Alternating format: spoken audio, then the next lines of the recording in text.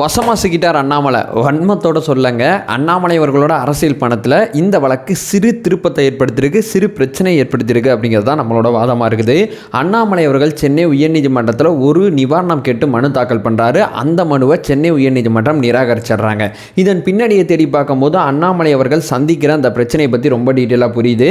அண்ணாமலை அவர்கள் சந்திக்கிற அந்த பிரச்சனையை நம்ம புரிஞ்சுக்கணும்னா 2022 அண்ணாமலை அவர்கள் கொடுத்த பேட்டி, கிறிஸ்துவ மிஷனரிகள் சம்பந்தப்பட்ட ஸ்டேட்மெண்ட்டு, ட்விட்டரில் போட்ட வீடியோ, சேலம் குற்றவியல் நீதிமன்ற வழக்கு, சென்னை உயர்நீதிமன்ற வழக்கு, நீதிபதி ஆனந்த் வெங்கடேசன் அவர்கள் தெரிவித்த இந்த 8 கருத்துக்கள், இது அத்தனையுமே நம்ம பார்த்தா தான் அண்ணாமலை அவர்களோட அரசியல் பயணத்தில் இந்த வழக்கு எப்படி ஒரு மேஜராக ரோல் பண்ண போகுது அப்படிங்கிற அந்த புரிதல் நமக்கு வர ஆரம்பிக்கும்.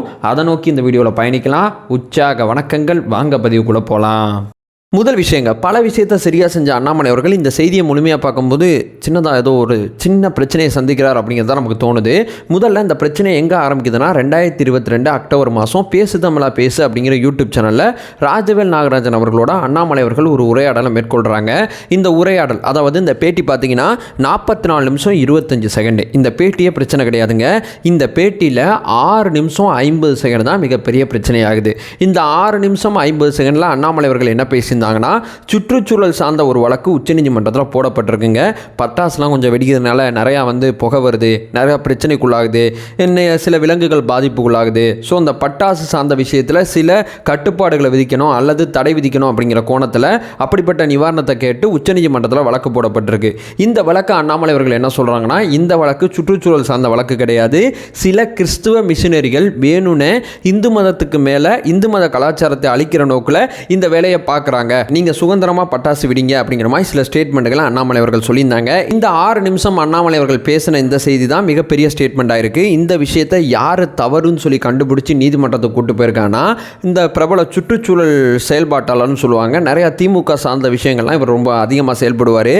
பியூஷ் மனுஷ் அப்படிங்கிற அந்த சுற்றுச்சூழல் ஆர்வலர் தான் அண்ணாமலை அவர்களை பற்றி இந்த விஷயம் ரொம்ப தப்பாக இருக்குது, இது ஒரு வெறுப்பு பேச்சு அப்படின்னு சொல்லி நீதிமன்றத்தை அணுகியிருக்காரு. இவர் நீதிமன்றத்துக்கு போகிறதுக்கு முன்னாடியே டிஜிபி உட்பட பல்வேறு உயர்தர காவல் அதிகாரிகள் அத்தனை பேருமே சந்தித்து மனு கொடுத்தாரு. போலீஸ்காரங்க யாருமே அண்ணாமலை அவர்கள் மேலே நடவடிக்கை எடுக்கல, இதெல்லாம் ஒன்றும் இல்லைங்க அப்படின்னு சொல்லி போலீஸ்காரங்க எல்லாருமே நிராகரிச்சிருக்காங்க. ஸோ போலீஸ்காரங்க நிராகரித்ததுனால சேலம் குற்றவியல் நீதிமன்றத்தில் ஒரு கிரிமினல் வழக்கை போடுறாரு. இந்த கிரிமினல் வழக்கை ரத்து பண்ண சொல்லி தான் அண்ணாமலை அவர்கள் சென்னை உயர்நீதிமன்றத்தில் வழக்கு போடுறாரு. ஸோ இந்த கிரிமினல் வழக்கை ரத்து செய்யணும், இந்த கிரிமினல் வழக்கில் நான் ஆஜராகிறதுக்கு விலக்கு கொடுக்கணும், இந்த கிரிமினல் வழக்கு விசாரணையை முழுமையாக தடை செய்யணும். இந்த 3 கோரிக்கைகள் மையமாக வச்சு அண்ணாமலை அவர்கள் உயர்நீதிமன்றத்தை அணுகிறாரு. உயர்நீதிமன்றத்தில் நீதிபதி ஆனந்த் வெங்கடேசன் அவர்கள் அமர்வு முன்னாடி இந்த வழக்கு விசாரணைக்கு வருது. அந்த அமர்வில் அந்த விஷயத்தில் தான் நீதிபதி ஆனந்த் வெங்கடேசன் அவர்கள் எல்லா விஷயத்தையும் பார்த்துட்டு இந்த நிவாரணத்தை நான் உங்களுக்கு தர முடியாது, இந்த மனுவை தள்ளுபடி பண்ணுறோம், சேலம் குற்றவியல் நீதிமன்றத்தில் நீங்கள் அந்த சம்மனுக்கு ஆஜராகி உங்கள் தரப்பு நியாயத்தை சொல்லுங்கள், வழக்கு அங்கே முடிச்சுட்டு வாங்க, தீர்ப்பு சரியில் நாட்டி அடுத்த கட்டம் போகலாம் அப்படிங்கிற மாதிரி சேலம் குற்றவியல் நீதிமன்றத்தில் இந்த வழக்கை சந்திங்க அப்படிங்கிற அறிவுரையை சொல்லி இந்த மனுவை தள்ளுபடி பண்ணிடுறாங்க. ஏன் தள்ளுபடி பண்ணார் அப்படின்னு சொல்லி நீதிபதி ஆனந்த் வெங்கடேசன் அவர்கள் சில விஷயத்தை சொல்கிறாங்க. எடுத்து பார்க்கும்போது கொஞ்சம் நியாயமாக தான் தெரியுது. அண்ணாமலை அவர்கள் பேசினது வெறுப்பு பேச்சுன்னு சொல்லி நான் நினச்சிக்கலங்க. இது உண்மைக்குமே வேதனையின் வெளிப்பாடு தான். என்னங்க, தீபாவளி அன்னைக்கு தான் பட்டாசு அடிக்கிறோம், அது கூடவா சுற்றுச்சூழல் பிரச்சனை? இந்த வேதனையை நாங்கள் புரிஞ்சுக்க முடியுது. அதே நேரம் கிறிஸ்துவ மிஷனரிகள் சொல்லி அண்ணாமலை அவர்கள் சில ஆதாரமற்ற சில குற்றச்சாட்டுகளை சொல்லும் போது இது வெறுப்பு பேச்சா கன்வே ஆகுது. ஸோ வேதனையின் வெளிப்பாடாக இருக்கக்கூடிய இந்த விஷயமானது வெறுப்பு பேச்சா ஈஸியாக கன்வே ஆயிரும் அப்படிங்கிற விஷயத்தை நீதிபதி ஆனந்த் வெங்கடேசன் அவர்கள் தெரிவிக்கிறாங்க. 2வது, அண்ணாமலை அவர்கள் தரப்பு நியாயமா, அண்ணாமலை அவர்கள் தரப்பு நீதிமன்றத்தில் என்ன வாதத்தை முன் வச்சாங்கன்னா, கிட்டத்தட்ட பார்த்தீங்களா 400 நாளுக்கு அப்புறமா கோர்ட்டுக்கு போயிருக்காங்க, 400 நாளாக எந்த பிரச்சனையுமே நடக்கலை, நான் பேசுனதுனால அங்கே கலவரம் இங்கே கலவரம்னு சொல்லி எதுவுமே நடக்கலை, 400 நாள் கழிச்சு ஏன் கோர்ட்டுக்கு போனோம், 400 நாளாக எந்த பிரச்சனையும் இல்லை அப்படிங்கிற அந்த வாதத்தை நீதிபதி ஆனந்த் வெங்கடேசன் அவர்கள் ஏற்க மறுத்திருக்காங்க.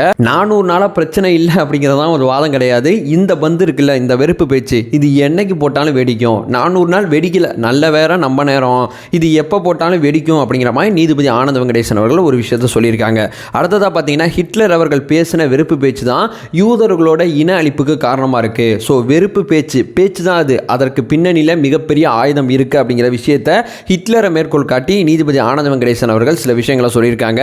அடுத்ததாக பார்த்தீங்கன்னா நம்ம நாட்டில் எதுக்கு மதம் இருக்குது, எதனால பல மதங்கள் இங்கே உள்ளே வந்துச்சு, வணிக ரீதியாக எப்படி உள்ளே வந்துச்சு, கலாச்சார பரிமாற்றம் என்ன நடந்துச்சு, இது எல்லாத்தையுமே புரிஞ்சுக்கிட்டா அந்த மதம் சார்ந்த பிரச்சனைகள்லாம் இங்கே கொஞ்சம் கொஞ்சமாக குறைய ஆரம்பிக்கும். மனிதனை யோசிக்க வைக்கிறதுக்கு மதம் உருவானுச்சு. இங்கே மதம் எதற்கு உருவானது அப்படிங்கிற அந்த பிற்போக்கான சிந்தனைக்குள்ளே நம்ம போனால் தான் இந்த மத ரீதியான பிரச்சனைகள்லாம் கொஞ்சம் கொஞ்சமாக அமைதியாக இருக்கும் அப்படின்னு சொல்லி நீதிபதி ஆனந்த வெங்கடேசன் அவர்கள் இந்த தீர்ப்பில் சில கருத்துக்களை தெரிவிச்சிருக்காங்க. ஸோ மதத்தோட நோக்கத்தை நம்ம நிச்சயமாக புரிஞ்சுக்கணும். மதத்தோட நோக்கத்தை புரிஞ்சுக்கிட்டோம்னாவே நம்ம நடுநிலையாக இருப்போம், சரியாக சிந்திப்போம் அப்படிங்கிற விஷயத்தை நீதிபதி ஆனந்த வெங்கடேசன் அவர்கள் சொல்லியிருக்காங்க. அதுக்கப்புறம் பார்த்தீங்கன்னா இது சுற்றுச்சூழல் சார்ந்த வழக்கை ஏன் திடீர்னு இந்து மதம் கிறிஸ்துவ மதம் சொல்லி மத பதட்டம் உருவாக்கக்கூடிய வழக்கை கன்வே பண்ணுறீங்க அப்படிங்கிற கேள்வி கேட்குறாங்க.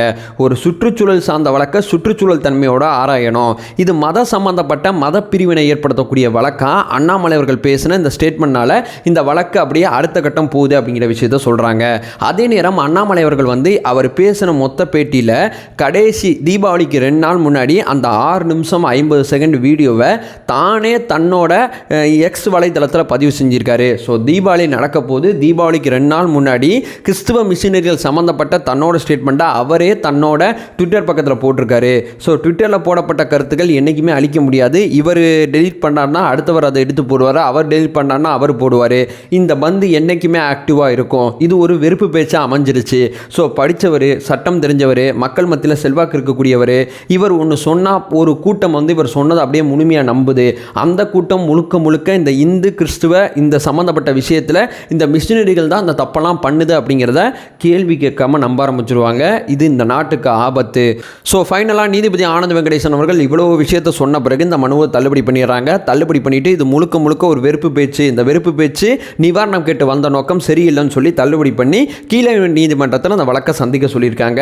ஸோ கீழமை நீதிமன்றத்தில் அண்ணாமலை அவர்கள் இந்த வழக்கை ஃபேஸ் பண்ண வேண்டிய தேவை இருக்கும். இந்த வழக்கு சரியாக நடந்தால் இந்த வழக்கில் அண்ணாமலை அவர்கள் நான் பேசுனது தப்பு இல்லை, தவறாக புரிஞ்சுக்கிட்டீங்க அப்படிங்கிற கோணத்தில் போனார்னா அண்ணாமலை அவர்களுக்கு மிகப்பெரிய ஃபெயிலியர் காத்திருக்கு அப்படிங்கிறது பெரிய லெவலில் நம்பப்படுது. அதே நேரம் நான் பேசிட்டேங்க, இனிமேல் பேச மாட்டேன், கொஞ்சம் மன்னிச்சிருங்க அப்படிங்கிற ஆங்கிள் போனார்னா அது ஓரளவு பாசிட்டிவான சில விஷயங்கள் வர்றதுக்கு வாய்ப்பு இருக்குது. அதே நேரம் நான் பேசுனது தவறு கிடையாது, கிறிஸ்துவ மிஷினரிகள் தான் காரணம் அப்படிங்கிற ஆதாரத்தை முன் வச்சு இந்த வழக்கை அடுத்த கட்டம் எடுத்துகிட்டு போகிறதுக்கும் முகாந்திரம் இருக்குது, வழி இருக்குது. ஸோ அண்ணாமலை அவர்கள் எந்த பாதையில் பயணிக்க போகிறார் அப்படிங்கிறத நம்ம பொறுத்து தான் பார்க்கணும். ஸோ நீதிபதி ஆனந்த வெங்கடேசன் அவர்கள் இந்த வழக்கை தள்ளுபடி பண்ணதுக்கு இதுதான் மிக முக்கியமான காரணங்கள் அப்படிங்கிறது தான் இந்த வீடியோவில் பட்டியலிட்டிருப்போம். அதை சொல்லிட்டு இந்த வீடியோ என் பண்ணிக்கிறேன். நம்ம சேனலை ஃபர்தராக ஃபாலோ பண்ணிங்கன்னா செய்திகள் சார்ந்த அறியாமைகளை முழுமையாக அகட்டிக்கிட்டு இருக்கோம். அதை சொல்லிட்டு வீடியோ என் பண்ணிக்கிறேன். இந்த வழக்கு அண்ணாமலை அவர்கள் மேலே குற்றம் நிரூபிக்கப்பட்டால் 3 வருஷம் வரைக்கும் ஜெயில் கிடைக்கும் அப்படின்னு சொல்லி பிரபல பத்திரிகையாளர் சில பேர் ட்விட்டரில் சொன்ன கருத்துக்கள்லாம் என்னால் பார்க்க முடிஞ்சுச்சு. ஸோ கவனமாக அந்த வழக்கை கையாளணும் அப்படிங்கிற அந்த எச்சரிக்கையை சொல்லிட்டு இந்த வீடியோ என் பண்ணிக்கிறேன். நம்மளோட ஒரே நோக்கம் அறியாமை அகற்ற வேண்டும், அறியாமை அகற்றப்பட வேண்டும். Thank you so much.